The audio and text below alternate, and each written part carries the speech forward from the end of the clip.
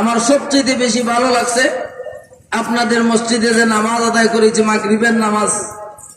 আমি তো অনেক জায়গায় ওয়াজ মাহফিলে যাই, তো মসজিদের মধ্যে মাগরিবের নামাজে এত মানুষ উপস্থিত, সারা মসজিদ ভরা, এরকম কোন জায়গায় গিয়া পাওয়া যায় না। তো এটা খুব ভালো লাগলো যে আপনারা প্রত্যেকেই নামাজি, আর এই মাগরিবের পরে যে মাহফিলের মধ্যে এত মানুষ থাকবেন, এটা ধারণাও করা যায় না। অন্যান্য জায়গায় যে আমরা ওয়াজও যাই, মাগরিবের পরে বয়ান হইলে তখন দেখা যায় মানুষ ডাইকে আনতে আনতে আধা ঘন্টা যায়, কিন্তু আপনারা যে উপস্থিতি দেখলাম, আপনারা যে একটা আগ্রহ কোরআন হাদিসের প্রতি, আলিমুল আমাদের প্রতি যে একটা মহব্বত দেখা যাইতেছে, আল্লাহ রাব্বুল আলামিন আপনাদের সকলকে কবুল করুক। সকলে বলেন আমিন। আল্লাহ রাব্বুল আলামিন আমাদেরকে উপস্থিত হওয়ার তৌফিক দিয়েছেন। আল্লাহ যদি আমরা তৌফিক না দিতা, ওয়াজ মাহফিলে আয়া শরীক হইতে পারতাম না। তো আল্লাহ রাব্বুল আলামিন যেহেতু তৌফিক দান করেছেন, আবার শুকর আদায় করি আলহামদুলিল্লাহ। তো এই যে একটা মজলিস, আমরা যে এই মজলিসের মধ্যে বসলাম, এটা সাধারণ কোনো মজলিস নয়, এটা অত্যন্ত দামি একটা মজলিস। এই মজলিস সম্পর্কে আল্লাহ রাসূল বলেছেন, লা ইয়াকউদু কওমুন ইয়াযকুরুনাল্লাহা তাআলা ইল্লা হাফাতহুমুল মালায়েকা ওয়া গাশিয়াতহুমুর রাহমাহ ওয়া নাযালাত আলাইহিমুস সাকিনাহ ওয়া যাকারাহুমুল্লাহু ফী মান ইনদাহ। আল্লাহ রাসূল বলেন, যেই মজলিসের মধ্যে আল্লাহর জিকির করা হয়, আল্লাহর স্মরণ করা হয়, আল্লাহর আলোচনা করা হয়, এই মজলিসটা সাধারণ কোন মজলিস থাকে না। ইল্লা হাফাতহুমুল মালায়েকা, এই মজলিসটাকে ফেরেশতারা চতুর্দিকে ঘিরাও কইরা রাখে। সুবহানাল্লাহ কইতা না? ফেরেশতারা এখন আমরা চতুর্দিকে আমরা ঘিরাও কইরা রাখছি।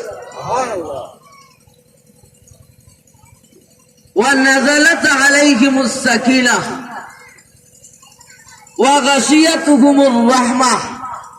রাসূল বলেন, এই মজলিসের উপরে, এই মজলিসটাকে আল্লাহর রহমত ডাকিয়া রাখে। জুরে কোন সুবহানাল্লাহ। ওয়া গাশিয়াতহুমুর রাহমাহ, আল্লাহর রহমতে এই মজলিসে ডাকিয়া রাখে।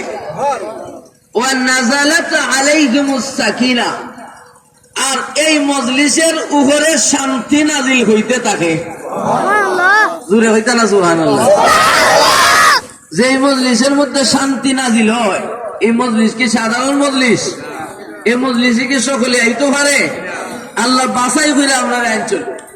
দুনিয়ার মধ্যে অনেক মানুষ, গ্রামের মধ্যেও দেখেন যে অনেক মানুষ আছেন, কিন্তু আল্লাহ রাব্বুল আলামিন যে আমরা বাছাই করে আনছেন, আমরা আল্লাহ কবুল করছেন দিকে আমরা মজলিসে বইতে পারছি, আর নাইলে বসা সম্ভব না। তো আল্লাহ রাসূল বলেন, এই মজলিসের উপরে আল্লাহর পক্ষ থেকে শান্তি নাজিল হয়।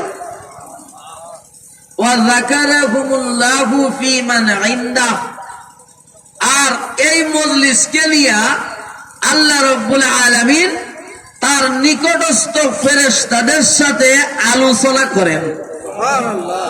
সুবহানাল্লাহ কইতা না? এই মজলিসে নিয়ে আল্লাহ ফেরেশতাদের সাথে আলোচনা করতে থাকেন। যে কামরূপ দলং মসজিদের পাশে একটা সামিয়ানার নিচে মানুষেরা কি করে, তো ফেরেশতারা জবাব দেয়। আল্লাহ প্রশ্ন করেন, ফেরেশতারা জবাব দেয়। অনেক লম্বা হাদিস, অনেক প্রশ্ন করেন আল্লাহ, ফেরেশতারাও অনেক জবাব দেয়।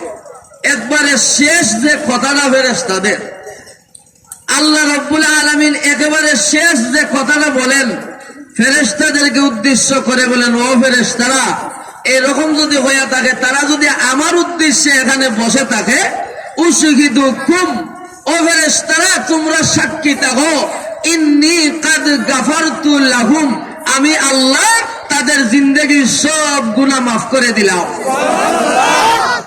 তাহলে গুনাহ মাফ হইলে আপনারা খুশি না বেজার? আরো জোরে এখন খুশি না বেজার? আল্লাহ রাব্বুল আলামিন সমস্ত গুনাহ মাফ কইরা দেন। এরপরে আল্লাহ রাব্বুল আলামিন বলেন, শুধু গুনাহ মাফ করছি তা নয়, আমি আল্লাহ ওয়াবাদদালতু সাইয়্যাতিহিম হাসানাত, আমি আল্লাহ তাদের গুনাহগুলারে নেকি দিয়া পরিবর্তন করে দেই। আমরার গুনাহ নেকি দিয়ে আল্লাহ পরিবর্তন করে দেন। তাহলে আমরা এখানে আসায় আমরা লাভ হইছে না লস? ভারতের এখন লাভ না লস? লাভ। তো আমরা এই সমস্ত মজলিস যে জায়গায় হয় আমরা প্রথম থেকে শেষ পর্যন্ত উপস্থিত থাকবো তো ইনশাল্লাহ। আর যখন থাকবো তো